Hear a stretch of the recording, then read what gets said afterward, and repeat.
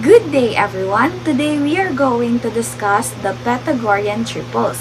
And our lesson objective is, at the end of the lesson, the students must be able to define and solve problems involving Pythagorean triples with at least 90% accuracy. But before that, let's have a short recap to our last topic, which is the greatest integer function. So what is the greatest integer function? So the greatest integer function is written as f of x is equal to the absolute value of x, gives the largest integer less than or equal to x. In simpler terms, it rounds down any real number to the nearest whole number below it. So for example, if x is equal to 3.7, then 3.7 is equal to 3. Even though 3.7 is closer to 4, the rule says less than or equal, so we only take the whole number below it, not round it up. So another example is, if x is equal to 5, then 5 is equal to 5. The greatest integer less than or equal to 5 is just 5 itself. So last example is, if we have x is equal to negative 2.4, then negative 2.4 is equal to negative 3, because negative 3 is the greatest integer, less than negative 2.4. This one is a bit trickier because if it's negative, we're looking for the largest integer, less than or equal negative 2.4. Let's look around at the integer near in negative 4. Negative 3 is less than negative 2.4. Negative 2 is greater than negative 2.4. So, the greatest integer that is still the smaller than negative 4 is negative 3. So, the answer is negative 3. So, to summarize, the greatest integer function rounds down to the nearest integer. It is written as x and its graph looks like a staircase going up as x increases. So that is our quick review for the greatest integer function. So remember, it is simple but it is very useful for both math and real-world application. So let's have our review activity. So here are the instructions for our review activity. Write the value of x, the greatest integer less than or equal to x, for each number below. Now let's dive into our main lesson. So our main lesson today is the Pythagorean triples. So a Pythagorean triple is a list of three numbers that works in the Pythagorean theorem. The square of the largest number equal to the sum of the squares of two smaller numbers. So the multiple of any Pythagorean triple is also Pythagorean triple. A Pythagorean triple is a set of three positive whole number that is working in the Pythagorean theorem, which state that in a right triangle, a squared plus b squared plus is equal to c squared, where a and b are the legs and c is the hypotenuse. In other words, the square of the largest number is equal to the sum of the squares of the smaller numbers. Now let's have the following common Pythagorean triples. So we have triple, triple times 2, triple times 3, and triple times 4. Now let's have this example. We have 3, 4, and 5. And the triple times 2 is equal to 6, 8, and 10. Triple times 3 is equal to 9, 12, and 15. And lastly, triple times 4 is equal to 12, 16, and 20. So how does this satisfy the Pythagorean triple? So if we have to solve 3, 4, and 5 by the Pythagorean theorem, we get 3 squared plus 4 squared is equal to 5 squared, where 3 squared is equal to 9 and 4 squared is equal to 16. And 9 plus 16 is equal to 25. And the square root of 25 is equal to 5. And as we can see, it satisfies the Pythagorean theorem. And so, if we multiply 3, 4, and 5 by 2, we get 6, 8, and 10. This is the triple times 2. And so, if we solve 6, 8, and 10 by the Pythagorean theorem, we get 6 squared plus 8 squared is equal to 10 squared, where 6 squared is equal to 36 and 8 squared is equal to 64. And 36 plus 64 is equal to 100, and the square root of 100 is 10. Therefore, it satisfies the Pythagorean triples. Now, if we multiply 3, 4, and 5 by 3, we get 9, 12, 15.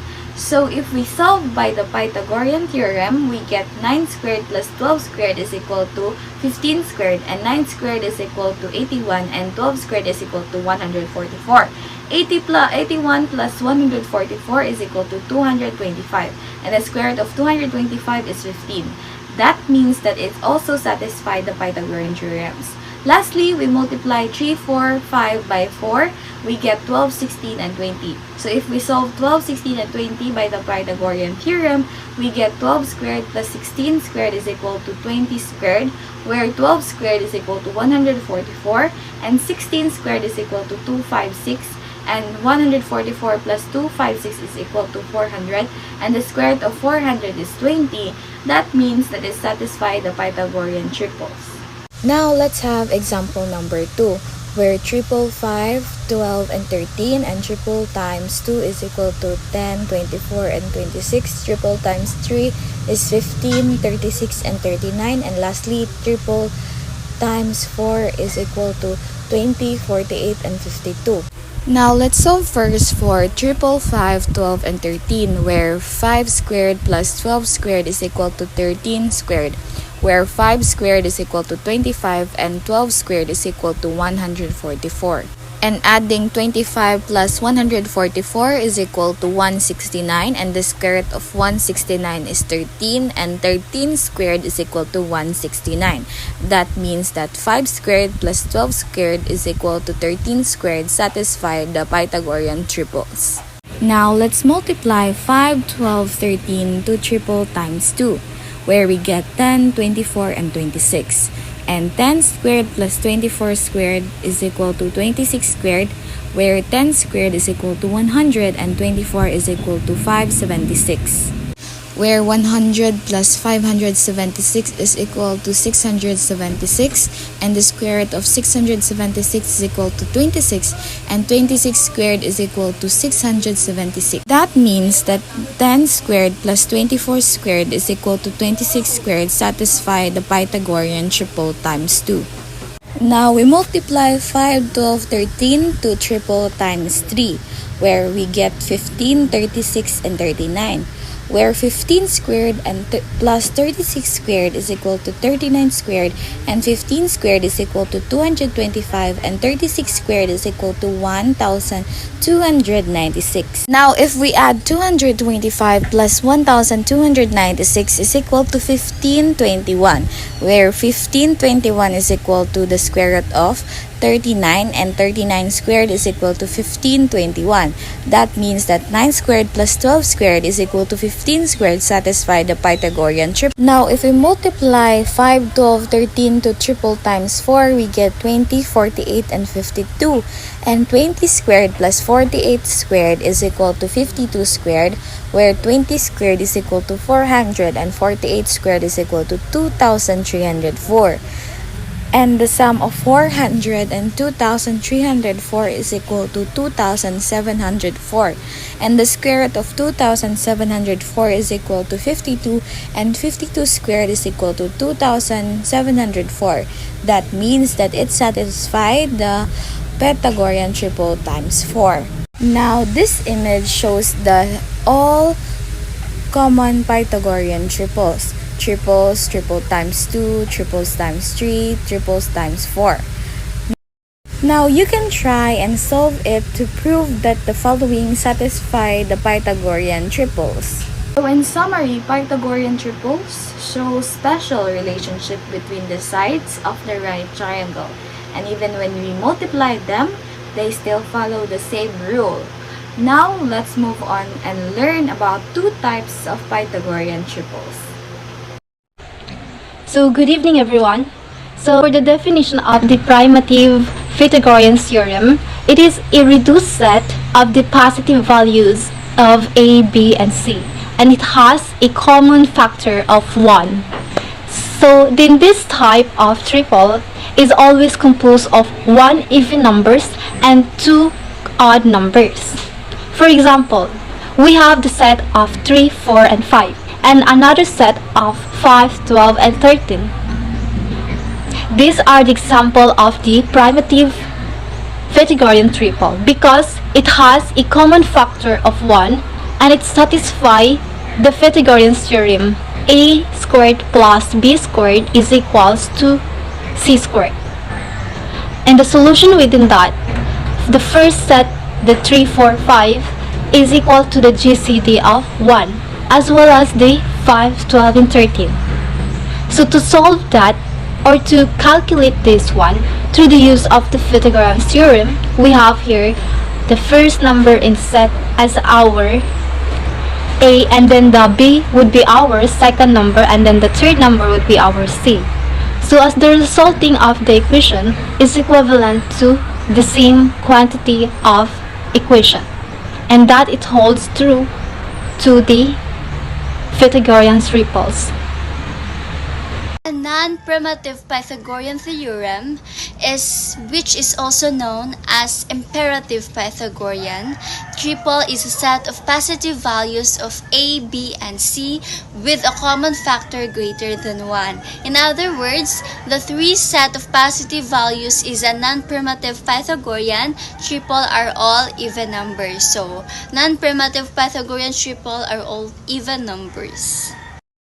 What makes a Pythagorean triple non-primitive? Non-primitive triples can be reduced to smaller triples by dividing all three numbers by a common factor. So it means a non-primitive triple, they have shared common factor. Example, 6, 8, 10 triples where all numbers share a factor of 2. Dividing 6, 8, 10 by 2 results 3, 4, 5, which is a primitive triple. So, ang 6, 8, and 10 can be share a factor of 2 and can be divided by 2. Since 6 divided by 2 is 3, 8 divided by 2 is 4, and 10 divided by 2 is 5, which results 3, 4, 5. Because when we say non-primitive triple, they have common factor. They shared common factor. But when we say primitive triple, they have no common factor. So that's the difference of primitive and non-primitive. Just like 3, 4, 5, it is a primitive triple because they have no common factor. While 6, 8, 10, they have common factor, they shared common factor. That's one example of a non-primitive triple. Another example, 9, 12, and 15 share a factor of 3 and reduce to 3, 4, 5. So since 9, 12, and 15, they have common factor of 3. So it means they are non-primitive triple. That results also 3, 4, 5 because 9 divided by 3 is 3. 12 divided by 3 is 4. 15 divided by 3 is 5. So that is an example of a non-primitive triple. So non-primitive triples are larger triangles similar to smaller basic triangles. Okay, so now let's discuss how we can generate Pythagorean triples using a formula. So here the Pythagorean triples formula is given as A, B, and C. So to find the value of our A here, we will use the formula of m squared minus n squared. And for our B naman, to find the value of this, we will use the formula 2 times m times n. And for our C, we will use this formula which is m squared plus n squared, where m and n are positive integers, okay? And m is greater than n. So this formula can produce both primitive and non-primitive triples depending on the values chosen for m and n. Okay, so now for our example 1, we have here, find the Pythagorean triple of two positive numbers 1 and 2. So here we let m equals to 2 and n equals to 1. So next, we're going to substitute these values in the formula. So to find the value of a, we're just going to use this formula, m squared minus n squared. So to plug in, no, our m here, which is 2, so 2 squared minus our n, which is 1 squared, no, equals 2 squared is equal to 4 minus 1 squared, which is 1, no. So 4 minus 1 is equal to 3. Exactly, no. Now let's proceed sa b, no, where we are tasked to find the value of b. So to find this, we're going to use this formula, 2 times m times n. So we have here 2 times the value of our m, which is 2, times 1, which is our n. Okay, so 2 times 2 times 1 is equal to 4. Correct. And then let's proceed sa c, no? Which is, the formula nga atong gamiton is this one, m squared plus n squared. So 2 squared plus 1 squared equals 4 plus 1, no, which is 5. Now nga, naa na tayo values, no? Nakuha na nato ang values sa A, B, and C, no? Therefore, the Pythagorean triple is 3, 4, and 5. Okay, so now let's verify this, no? Using the formula A squared plus B squared equals C squared. So we all know nga ang value sa atong A, no? Which is 3, right? So 3 squared plus the value of our B here, which is 4, no? So 4 squared, okay? Equals to c squared, which is 5 squared. So 3 squared is 9 plus 4 squared is 16 is equal to 5 squared, which is 25. So 9 plus 16 is 25 equals to 25. Now, since both sides are equal, okay, therefore 3, 4, 5 is indeed a Pythagorean triple. Gets? Okay, so now let's proceed, no, sa atuang last example. So here we are asked to check if 17, 59, and 65 is a Pythagorean triple. So to do that, we'll use the Pythagorean theorem formula, which is this one, no? A squared plus b squared equals c squared. So here, no, our a is 17, B is 59, and C is 65. So let's substitute, no, the values. So here 17 squared plus 59 squared is equal to 65 squared. So 17 squared is 289 plus 59 squared is 3,481, no, equals to 65 squared, which is 4,225. Now, since 3,700, no, 70 is not equal to 4,225, the equation is not true. Diba? Therefore, 17, 59, and 65, no, is not a Pythagorean triple. Nagets? Okay, very good. Okay, so now that we've finished discussing the topic, no, let's check how well you understood our lesson through a short assessment. Don't worry, kaya the questions are based directly on what we've just discussed. Once done, you will submit your answers through the Google form link, no, that will be provided later.